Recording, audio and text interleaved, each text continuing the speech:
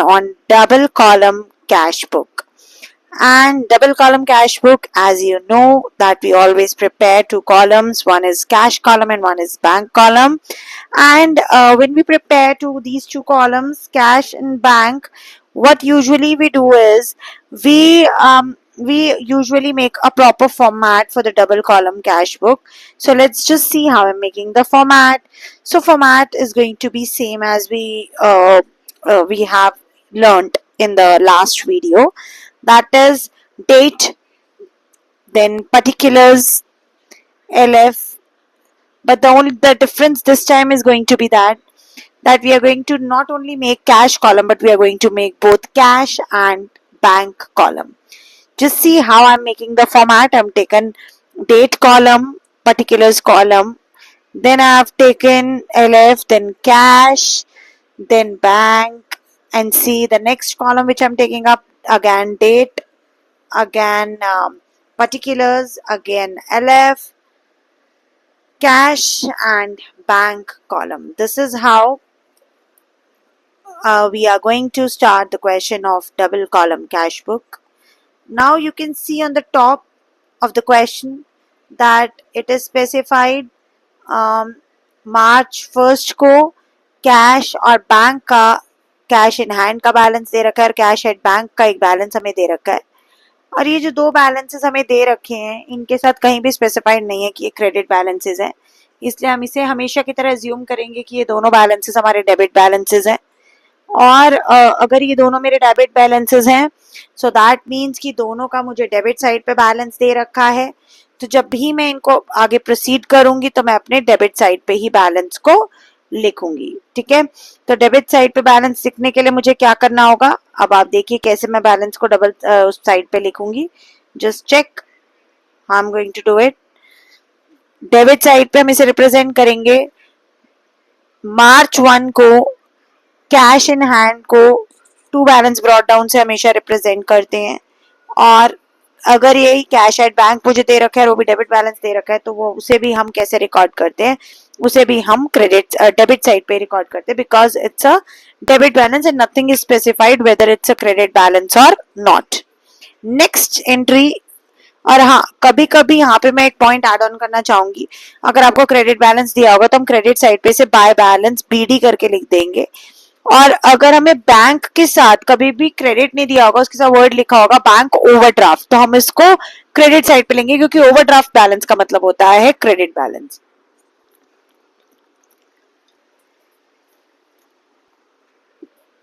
आगे बढ़ेंगे next transaction के साथ. तो हम देख सकते हैं हमें क्वेश्चन में कह रहा है कि मार्च 4 को क्या हुआ है, receive from Asha cash 1200 and cheque 3200. देखिए नीचे एक वर्किंग नोट बना रही हूँ इसके लिए. आशा से आपको कैश मिला है और चेक भी मिला है, लेकिन चेक के ऊपर आपको कुछ डिस्काउंट मिला है तो डिस्काउंट को हम कभी भी डबल कॉलम कैश बुक में रिकॉर्ड नहीं करते हैं, इसीलिए हम उसको रिकॉर्ड नहीं कर रहे हैं यहाँ पे. और हमने क्या किया है, डिस्काउंट को ना रिकॉर्ड करा है, मतलब we have not recorded discount, but जितनी भी हमारी रिसिप्ट्स हैं उनको हम डेबिट साइड पे रिकॉर्ड करते हैं और पेमेंट्स को क्रेडिट साइड पे रिकॉर्ड करते हैं. इसे कंसिडर करते हुए, इस पॉइंट को कंसिडर करते हुए देखिए हम इसको किस तरीके से पेमेंट्स को क्रेडिट साइड पे दिखाएंगे और सारी रिसिप्ट्स को डेबिट साइड पे दिखा करके अपने क्वेश्चन को करेंगे. अभी के लिए यहाँ पे हमें पैसा आशा से मिला है, पैसा मिलने का मतलब है कि कैश आया है और कुछ पैसा बैंक में आया है, मतलब कैश और बैंक के लिए दोनों के लिए रिसिप्ट है, इसलिए हमने आशा को डेबिट कर दिया है. और डेबिट करने के साथ साथ हमने यहाँ डिस्काउंट का कहीं पे भी ट्रीटमेंट नहीं किया है, ना हमने डिस्काउंट को कहीं पे भी शो किया है. ऐसा मैंने क्यों किया, क्योंकि डिस्काउंट को हम रिकॉर्ड नहीं करते हैं, डिस्काउंट को हम रिकॉर्ड नहीं करते हैं इसलिए. आइए नेक्स्ट ट्रांजेक्शन पे चलते हैं जिसमें आपसे कह रहा है paid salary to the staff by cheque. That means आपने सैलरी पे की है स्टाफ को और आपने पे की है तो पेमेंट है, इसलिए मैंने इसे क्रेडिट साइड पे लिखा है. प्लस डिफरेंस क्या है कि हमने उसको कैश में नहीं पे किया, सैलरी को हमने चेक के थ्रू पे किया है. That means we have included a cheque transaction, that means we have included a bank transaction, इसलिए मैंने उसे बैंक में रिकॉर्ड किया है. आगे बढ़ेंगे नेक्स्ट ट्रांजैक्शन में आपसे कह रहे हैं withdrawn cash from bank for personal use. Very interesting point, आपने ऑफिस यूज के लिए बैंक से पैसा विड्रॉ किया है. मार्च 7 की एंट्री जो है वो आपकी बनती है कॉन्ट्रा एंट्री। आप नीचे देख सकते हैं कैसे वर्किंग नोट्स में हमने क्या किया है, वर्किंग नोट्स में हमने उसको कॉन्ट्रा एंट्री मान लिया है। और कॉन्ट्रा एंट्री जो है उसके दो ट्रीटमेंट होते हैं जिससे वो कैश और बैंक दोनों को इफेक्ट करती है, इसीलिए हम उसको दोनों साइड पे रिकॉर्ड करेंगे 7 मार्च की एंट्री को। एक में जहां वो कैश को इफेक्ट कर रहा है उसे बैंक में डालेंगे, और जहां वो बैंक को इफेक्ट कर रहा है उसे हम कैश में पुट करेंगे। जल्दी से पुट करके देखते हैं कि कैसे है और कैसे करेंगे इसको, लेट्स सी।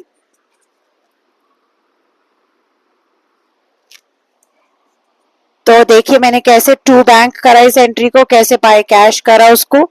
और अब हमने जब उसको इस तरीके से रिकॉर्ड कर लिया है तो बैंक के सामने जहां मैंने टू बैंक लिखा है वहां कैश कॉलम में अमाउंट आएगी, और जहां मैंने बाय कैश लिखा है वहां बैंक कॉलम में अमाउंट आएगी। उसको लिखने के बाद हमें जो नेक्स्ट स्टेप करना है वो हमारा नेक्स्ट स्टेप क्या रहने वाला है, कॉन्ट्रा एंट्री का सी हमें जरूर लिखना है, वो मैंने लिख दिया है। नेक्स्ट एंट्री में कह रहे हैं interest paid by bank on the bank balance. Bank के पास आपने बैंक बैलेंस रखा हुआ है और बैंक ने उस बैंक बैलेंस के अगेंस्ट आपको कुछ इंटरेस्ट दिया है, और जब आपको इंटरेस्ट रिसीव होता है तो वो इंटरेस्ट आपका क्या हो जाता है, डेबिट हो जाता है, क्योंकि आपने उसको रिसीव किया है।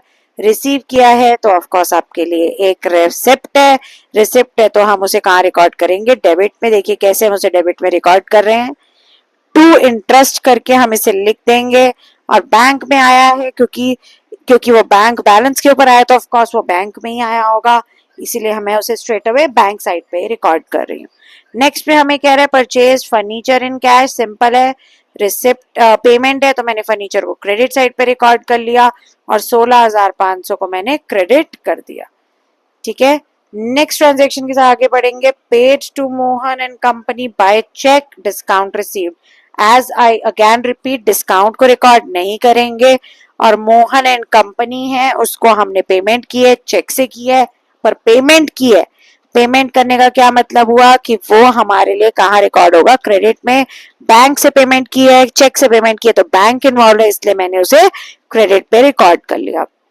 अब आप देख सकते हैं कि प्रोपराइटर ने पर्सनल यूज के लिए ऑफिस का कैश निकाला है, दैट मींस कैश तो कम हुआ लेकिन कैश हमारा पर्सनल यूज के लिए है ना कि ऑफिस यूज के लिए। मैंने अंडरलाइन भी किया है कि ऊपर वाला जो केस है वहां ऑफिस यूज के लिए था, इसीलिए हमने उसमें कॉन्ट्रा एंट्री पास की थी क्योंकि वो कैश हमने बैंक से निकाला था, लेकिन यहाँ हमने पर्सनल यूज के लिए किया है which is drawings, and it is not a Contra entry. मैंने आपके लिए यहाँ पे भी स्पेसिफाई इस पॉइंट को कर दिया है, it is for the personal use, इसीलिए बाय ड्रॉइंग्स करेंगे। और कैश विड्रॉ किया है तो कैश में से ही 11,600 रुपए माइनस कर लेंगे।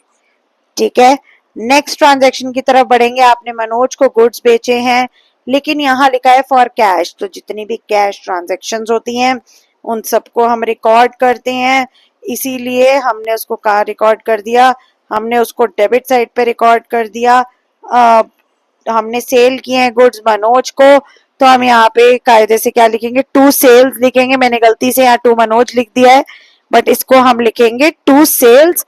और आपने इसे टू सेल्स लिखने के बाद क्या करना है, टू सेल्स लिखने के बाद आपको इस क्वेश्चन को सॉल्व करना है। उसके बाद देखिए किस तरीके से हम जो है इसे कर रहे हैं, just keep on checking it. Then next point पे आगे बढ़ेंगे। आप देख सकते हैं कि हमने नेक्स्ट पॉइंट बोला गया है कि deposited office cash in the bank, मैंने ऑफिस कैश को बैंक में डिपॉजिट कर दिया है, that means it's a Contra entry. मेरा बैंक और कैश दोनों इसमें इफेक्ट हो रहा है, इसीलिए मैंने क्या किया, मैंने कैश और बैंक दोनों को करते हुए कॉन्ट्रा एंट्री कर दी है। और कॉन्ट्रा एंट्री की है तो टू कैश और बाय बैंक के नाम से आ गई। मैंने यहाँ सी स्पेसिफाई नहीं किया है, आपको यहाँ सी स्पेसिफाई करना पड़ेगा।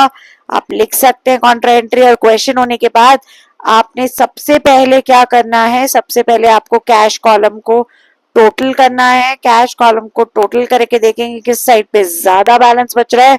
जब मैं टोटल कर रही हूँ तो आई कैन सी कि मेरे डेबिट साइड का बैलेंस जो है it is greater than the credit side balance, और मेरा डेबिट पे जो बैलेंस बच रहा है वो मेरा डेबिट बैलेंस कितना बच रहा है, मैं देख सकती हूँ कि मेरा डेबिट बैलेंस है 50,650 रुपए और मेरा क्रेडिट में बैलेंस बच रहा है। और जिस साइड मेरा बैलेंस बचता है उस साइड पे हम क्या लिखते हैं, बाय बैलेंस सीडी। मैंने यहाँ बाय बैलेंस सीडी से स्पेसिफाई कर दिया कि मेरा कितना बैलेंसिंग फिगर बच रहा है, तो बच रहा है 1350, जिसे मैंने लिख दिया है यहाँ पे। और सिमिलर तरीके से हम अपने बैंक के दोनों साइड का टोटल करेंगे, डेबिट का और क्रेडिट का, और चेक करेंगे कि किस साइड पे हमारा बैलेंस जो है वो लेफ्ट ओवर बैलेंस बच रहा है। अगर मैं चेक करती हूँ तो मुझे दिख रहा है कि मेरी डेबिट साइड का बैलेंस जो है वो ज़्यादा है 98,000 और मेरा क्रेडिट का बैलेंस कम है। और जब मैं सब्ट्रैक्ट करूंगी क्रेडिट के बैलेंस को डेबिट से तो I will get to know कि मेरा इधर बैलेंस बच रहा है 39,600। आई होप आपको ये डबल कॉलम कैश बुक का क्वेश्चन समझ में आया। कहाँ हमें कॉन्ट्रा एंट्री करनी है वो समझ में आया। जहां मैंने टू मनोज लिखा है आप उसको प्लीज टू सेल्स कर लीजिएगा। मैं रिपीट कर रही हूँ, एक्चुअली वीडियो में पहले शूट कर चुकी हूँ, इस वजह से मैं उस पर चेंजेस नहीं कर पा रही हूँ, तो प्लीज आप उसे चेंज कर लीजिएगा। अगर आपको चैनल को वीडियो पसंद आए तो चैनल को सब्सक्राइब लाइक शेयर करना बिल्कुल मत भूलना। Thank you.